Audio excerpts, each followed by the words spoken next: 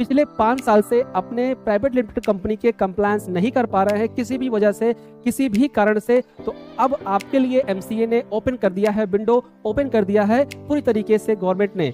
अगर आप अपने प्राइवेट लिमिटेड कंपनी का फाइनल आरओसी भरना चाह रहे हैं, फाइनल कंप्लायंस करना चाह रहे हैं, तो आपके पास मौका है 15 अप्रैल 2026 से 15 जुलाई 2026 तक।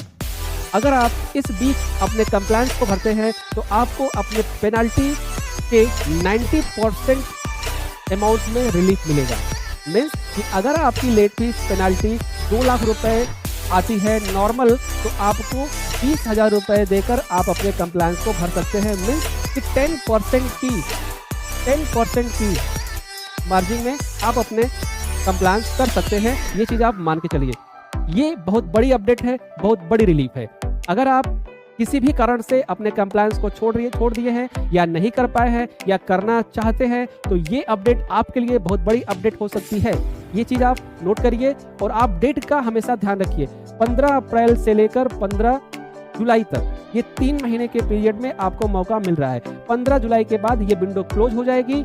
इसके बाद मिनिस्ट्री ऑफ कॉर्पोरेशन अफेयर की तरफ से आपको नोटिस आना स्टार्ट हो जाएगी, फाइनेंशियल नोटिस आना स्टार्ट हो जाएगी और लीगल एक्शन लेना एमसीए स्टार्ट करेगा। ये मौका दिया है एमसीए ने कि जो भी कंप्लायंस नहीं कर पा रहा है किसी भी कारण से, तो वो इस बीच अपने कंप्लायंस को पूरा कर दे। क्लियर? इसमें कौन सी कंपनी इस एलिजिबिलिटी क्राइटेरिया में नहीं आएगी, सबसे बड़ी बात, ठीक है? तो वो कंपनी जो स्ट्राइक वे की नोटिस आई है, वो इस स्कीम में नहीं कवर होगी। जिसके पास फाइनली स्ट्राइक का नोटिस है, वो भी इस स्कीम में कवर नहीं होगी।